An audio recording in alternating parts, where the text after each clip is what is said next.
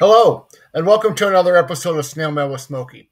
I hope you're having a fantastic day wherever you're at. Today is part 2 in my series, So You Want to Collect Stamps. This is Stamp Speak Part 2, where we'll be learning words and phrases associated with postage stamp collecting. If you haven't seen Stamp Speak Part 1, after you watch this video, please go back and watch it. It is an entirely different set of words and phrases that are good to know as you begin your journey into stamp collecting. So let's get right into it today. The first word I want to talk about is cancellation. You're going to hear this quite a bit when you're buying stamps or looking at stamps. You're going to hear the word cancel or the word cancellation. And what that means is it's a marking applied by a postal service on a postage stamp to deface the stamp in order to prevent its use. Sometimes it's called an obliterator, but most of the times it's just called a cancel or a cancellation. Cancellations come in a variety of designs, shapes, sizes, and colors. On the screen here, I've shown you two pretty typical cancellations that I have received. The one on the left is what I call the squiggly line cancel. I'm not sure of the official title of it, but here in the U.S., that's the cancel that you see on most of your postcards and letters and envelopes and packages. It is these lines that goes through the stamp, and that cancels the stamp. That prevents someone from soaking the stamp off, trying to pass it off as an unused stamp. There are also pictorial cancels, fancy cancels, many other varieties of cancels, but I just wanted to focus on the two common ones that you're going to see today in the philatelic world. And that is this common cancel. And then the one on the right is the dreaded pin cancel. I received this wonderful Bugs Bunny stamp a year or so ago on an envelope. It was actually on a stamp order that I had placed. And the person at the post office, instead of canceling it, just took their pen and scribbled through it. This is actually one of the better pen cancels that I've seen, because there are some where they just totally mark up the stamp for no good reason. But those are cancels and cancellation marks. The next word I want to talk about is postmark. Now, a postmark is a mark indicating when and from where a postal item was sent. Now, it may or may not serve as a cancel. So a cancel's only purpose is to obliterate the stamp, to mark it up so that you are not able to reuse it, so you know that the stamp has been used. The purpose of a postmark is to tell you from where and when a postal item was sent. Now, I have two very different examples here of postmarks on the screen. These are both items that I've received in the last week or so. The one on the left is from a postcard. That's why you see the big postcard word. And you can see that it was sent from Illinois on the 16th of January, 2024 at 3 p.m. So that's the postmark. And then right there on the edge, you can see the beginning of that wavy cancel that I just spoke of. On the right is a postmark that is also used as a cancel. This came on a postcard from Canada. It says Canada Post. It has the date that it was canceled, January 5th of 2024. And Kingston is where it was sent from. So, and a really beautiful postmark and cancel. But you see that it also cancels the stamp, which in this case was a prepaid stamp that was already on the postcard. So two different kinds of postmarks, but each doing what a postmark does. A postmark tells you when a postal item was sent through the mail and from where it was sent. And now you can have several postmarks on covers and envelopes, especially if it's made its way internationally. Next is a watermark. Now, a watermark is a special mark that is incorporated into postage stamp paper as a security device, making it more difficult to counterfeit a stamp.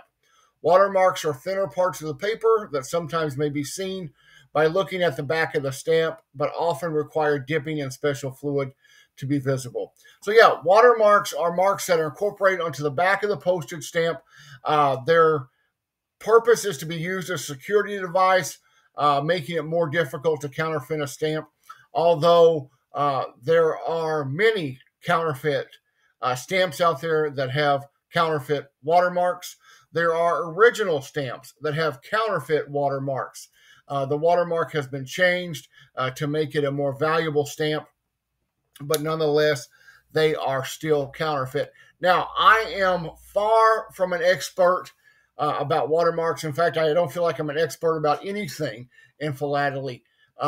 But these are pictures of watermarks from Stamps of Great Britain. These are pictures that came straight out of my Scott catalog, and this just shows you some of the images that are on back of the postage stamps.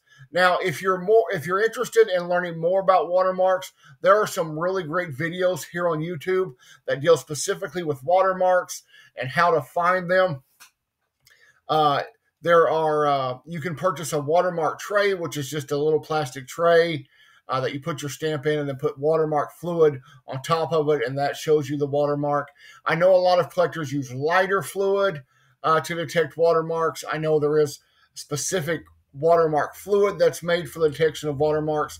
So like I said, there are lots of online resources if you're interested in watermarks. As far as my collecting purposes, I don't spend a lot of time looking at watermarks. I've looked at, I'm going to say 1 in 1,000 stamps. Maybe I'll look for a watermark, if that. It's just not something that I'm into. I don't really collect different watermarks. I collect the stamps themselves, and as I don't collect for value or for any kind of monetary purpose, watermarks aren't really something that I get into. But that's what they are. And like I said, there's lots of philatelic content online here on YouTube, as well as other online sites that will go more in depth into watermarks if that's something that you wish to do. I just wanted to show you what they were. So if you're reading a listing and it says, hey, it's got a watermark of this, or you'll go, well, what's a watermark? Well, now you know. Next is face value and denomination. So a face value, sometimes called the denomination of a stamp, is the postal value of a stamp. Now, generally, this is indicated in numerals printed on the face of the stamp. So I've given you 2 really good examples here of stamps. I've picked these out. The first one is Scott number 1998 or 1998A. 1988 and 1988A are the same stamp. They just have different perforations around the edges. And if you've watched part 1, then we discussed what perforations were. This first stamp on your left was issued in 1982, and as you see, it has a value of 20 cents. Now, this particular stamp is a stamp that features the state bird of the state of Oklahoma, where I was born and raised, and it is the scissortail flycatcher, as well as the, I believe it's a state flower, which is the mistletoe. And so this is a beautiful bird, and one that I have seen a lot out in nature in the state of Oklahoma, where I grew up. But you can tell this is a U.S. stamp, and it has a value of 20 cents. Now, when it was released in 1982, it cost just 20 cents to mail a letter. Compare that with today, which is, I believe, with the recent rate hike, is now 68 cents to mail a first-class letter here in the U.S. But this stamp on the left clearly has 20 cents. That is the postal value it has. Now, I have some of these stamps in my collection, and they are mint, and I could place them on a letter today, but they would only be worth 20 cents. They wouldn't be worth 68 cents that it would take to mail a first-class letter. So I would need 3.5 of them, or 4 of them, since the Postal Service doesn't take half stamps, to mail my letter. On the right is the forever stamp. Now, the U.S. came out with these forever stamps several years ago. And as you can see, there is no face value on them because you buy these stamps at whatever the postal rate is for first class mail on the day you buy them. So although this stamp is from 2022, it was purchased for, I want to say, 62 cents or so. Please forgive me for not knowing the exact number. Today, the rate of postage is 68 cents, as I stated, but I could put this stamp on a letter today and it would get to where it was going because it is a forever stamp. But when we talk about face value, it is the value that is on the stamp in whatever denomination the country might happen to use. Moving on is overprints. Now, you may see this word a lot when looking up stamps or when at stamp shows or reading philatelic material. An overprint is printing that is placed on top of a stamp that was not part of the original stamp design. Now, overprints have been used for rate increases or to show that a stamp is to be used for a special purpose, such as an official government correspondence. And there are lots of other reasons why overprints are used. And like I said, there's lots of philatelic content to talk about overprints. My purpose of these videos is not to get in depth into each of these words or phrases, but to just give you a generalization of them, so you have a general knowledge of what they are. And so when you're on the online market or you're out in the real world market, you know what these things are. Like I said, there are plenty of books and videos and resources and magazines that you can take advantage of if you want to dive more in depth into these things. And there are collectors who specialize in overprints, and it's a really good specialization. There are a couple of examples here on your screen. The first example on your left is a stamp from Denmark, and you see it has an overprint of 20, which means the stamp changed in value. It was a value of 15, and now it is a value of 20. And this was probably done because it was easier for Denmark to just overprint their 15 value stamps with 20, as opposed to printing a whole new batch of stamps with a new design and a new value. On the right, you have a different stamp. This was issued in 1902 from Great Britain, and this is an Army official overprint. So they have taken a half-penny postage stamp and they have overprinted with Army official, meaning that this stamp is only supposed to be used in official Army business. So those official overprints are really attractive and really nice, and they're a great thing to collect. Next is centering. You're going to hear this word quite a bit. Centering is the position of the design on a postage stamp. So on a perfectly centered stamp, the design is exactly in the middle, and that means there's equal spacing on all four sides between the perforation and the design of the stamp. Now, here are two examples. This is Scott number 231, issued in 1937 by Canada Post. This features King George VI, who was one of my favorite monarchs, and something that I collect is stamps with King George VI on them. Now, these are the exact same stamps, but with two different centerings. Now, you see on the left of the stamp, that is really, really good centering on that left stamp. I mean, there looks to be pretty equal space between the edges of the image and the edges of the perforation. The image is straight, it's not crooked. That's really good centering on a stamp, as opposed to the stamp on the right. That is not great centering. You can see that the margin on the left side of the stamp is way wider than the margin on the right side of the stamp. Also, the margin on the bottom of the stamp is wider than the margin on the top of the stamp. So that is not great centering or poor centering on a stamp.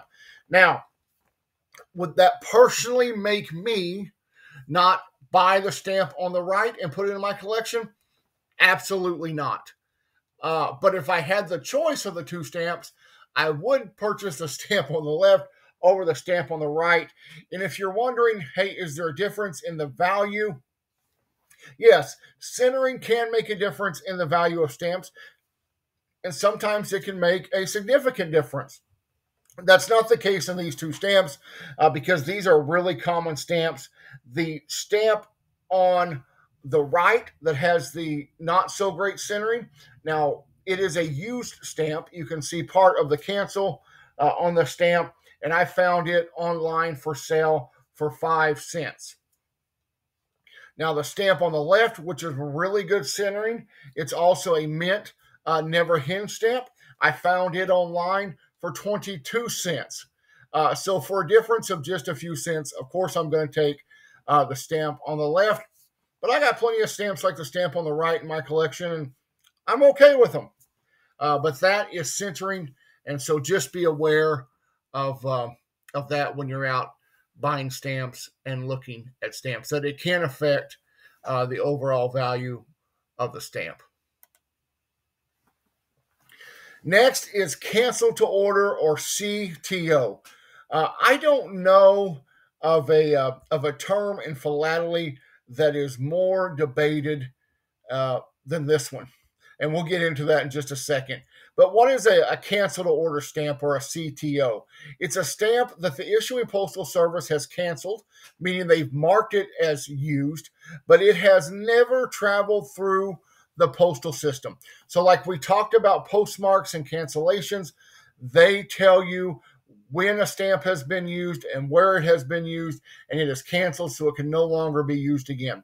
A CTO is a cancel or a postmark that is put on a stamp, but the stamp has never traveled through the postal system. It's never been on any sort of journey to the postal system, and quite frankly, it was never intended to be used in the postal system. So there are lots of examples of cancel to order stamps out there. These are some that I happen to pull up. One of the sure trademarks of a cancel to order is how the cancel is placed. A lot of these stamps are in blocks of 4, and they're canceled right in the middle, and so they come out having these almost perfect postmarks and cancels in the upper corners, as you can see in these 6 stamps. Also, they usually look like they've never been used. They've still got gum on the back. And so they look like they're just a little too good to ever be in the postal system. And when I started collecting stamps, I had no idea what CTOs were. I saw them on internet stamp sites, and I don't know what that means. And I bought them, not really knowing what they were. And it took some time and some investigation to really learn what a CTO was. So just know that a CTO is a postage stamp that has been canceled but never made its way through the postal system.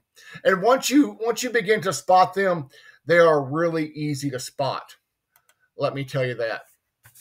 So if you were like I was, you might be asking, why print CTOs? If they're stamps, why not use them? Why cancel them like they have been used? Well, the answer is pretty simple, because for a lot of governments and postal entities, they sell these CTOs at a discount, usually to stamp dealers, and that provides a lot of additional income to the postal systems or to the governments. And also, they're almost all profit, because then that postal entity doesn't have to deliver on the service. Remember, we talked about in episode 1 that at its core, a stamp is a receipt. You are buying a service, and that stamp is your receipt for having bought that service. So here you're buying a service that's never going to happen, because you cannot use these stamps to do what they were intended to do. A lot of times, these CTOs are bought by dealers at a discount, and you'll see them end up in packets of stamps that are sold to collectors. A lot of them I find are thematic collections, like all railroad stamps. You'll get a pack of 25 railroad stamps, and they'll all be CTOs, or a pack of 50 bird stamps, and they'll all be CTOs, or a pack of 100 automobile stamps, and they'll all be CTOs, or camels, or giraffes, or whatever you like. Usually, or space stamps is a big category for CTOs. To collect or not collect CTOs, that is the question. So if you're sitting there and you're wondering, wow, well, are they stamps? Are they not stamps? Do I collect them? Do I not collect them? Look, let me tell you my opinion on this. Collect what you like. Like I said, it is one of the most debated topics in philately to me. There are lots of online sites and articles and videos about CTOs, pro and con. There are collectors who say, I will not collect a CTO. They feel that they are not real, quote unquote, postage stamps because they have not made their way through the post office and they were never intended to do so. They are more like a sticker than a stamp to some people. There are some people who say, you know what? Okay, maybe they're not the ideal postage stamp, but they're still stamps nonetheless. They're issued by a postal service, and they have a pretty image on them, so I'm going to collect them. And I think that's why most people collect CTOs. It's not because of the country that's issuing them or because of the postal history of them, because they really don't have a history. They haven't made a journey from anywhere. I think people collect them because they like the image on the stamp, and that's just fine. So do you collect them or not? That is totally up to you. That's the great thing about stamp collecting and philately. Your collection is your collection. No one's going to come in and rumble through your albums and go, oh my gosh, you've got 10 CTOs or you've got 100 CTOs. I can't believe you've done that. No, it's your collection. Collect whatever makes you happy. Do I have CTOs in my collection? You bet I do. Do I actively buy CTOs? I'm going to say no. They're usually in lots of stamps that I buy. I buy 100 stamps or 500 stamps. There's usually some CTOs in there. Now, having said that, I have bought a couple on purpose because they have went with a theme that I have. There are lots of stamps out there that have long-necked animals that are CTOs, and they fit right into my long-necked animal thematic collection, and I buy them, and they are proudly in my album. So when it comes to whether or not to collect CTOs, collect what you like, just know what they are. And so once you're informed and you know exactly what they are, then you can make a decision from there. And I will add this, please, please, please, never spend a lot of money for CTOs. They are relatively inexpensive. They are meant to be that way. And so please beware of that. All right, so that's it for this episode of Snail Mail with Smokey and this part 2 of So You Want to Collect Stamps. Please be assured there are going to be more of these videos out in the future. Thank you all for subscribing. A huge thank you. This week I reached 500 subscribers here on YouTube.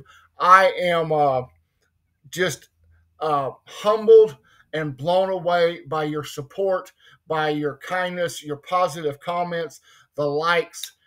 Thank you all so much.